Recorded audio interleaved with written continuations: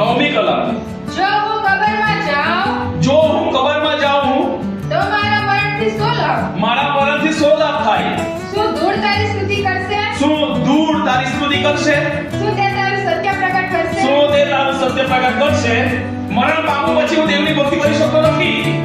મારું શરીર અથવા કે મારું ધૂળ અથવા મારી કબર, મારા હાડકા એ દેવની સ્તુતિ નહીં કરી શકે. એટલે દાઉદ પરમેશ્વરને એમ કહે છે, મારા મરણથી પ્રભુ તને કોઈ લાભ થવાનો નથી. હું કબરમાં જાઉં તો મારા ધૂળ તારી સ્તુતિ ના કરી શકે. એટલા માટે તારી કૃપા મારા પર થવા અને મને જીવતો રાખ. કેમ કે હું જીવતો રહેતો તો તારી આરાધના કરા. હું મરી જઈશ તો તારી આરાધના ના થઈ શકે. હું જીવતો હું તો તારા નામ ને તારું સત્ય હું પ્રગટ કરી શકું છું. પણ હું જો મરી જાઉં તો તારું સત્ય હું પ્રગટ કેવી રીતે કરી શકું?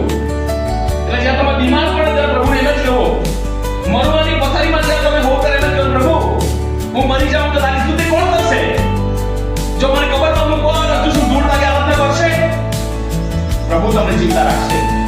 પ્રભુ તમને સાજાપણું આપશે જો તમે આવી રીતના પ્રાર્થના કરો તો. એટલે મરણની પથારીમાં જ્યારે તમે પડો ત્યારે પ્રભુને એમ જ કહો, પ્રભુ મારા મરવાથી તને શું લાભ થાય? મને જીવતો રાખ તાકે હું તારા સત્ય વચન પ્રગટ કરી શકું.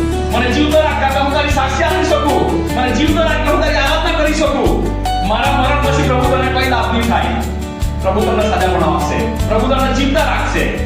અને આપણી અપેક્ષા હોવું જોઈએ. બાઇબલ નામ લખ્યું છે કે સમયનો સદુપયોગ કરો કેમ કે દહાડા ગુંડા છે. આજે આપણી પાસે સમય છે દેવની આરાધના કરવા, દેવની આરાધના કરી લો.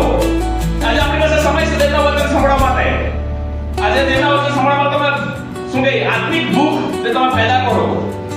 તમે તરત દોડશો પ્રભુના માટે. આજે તમારી પાસે સમય છે, કાલે તમારી પાસે સમય નહીં રહે.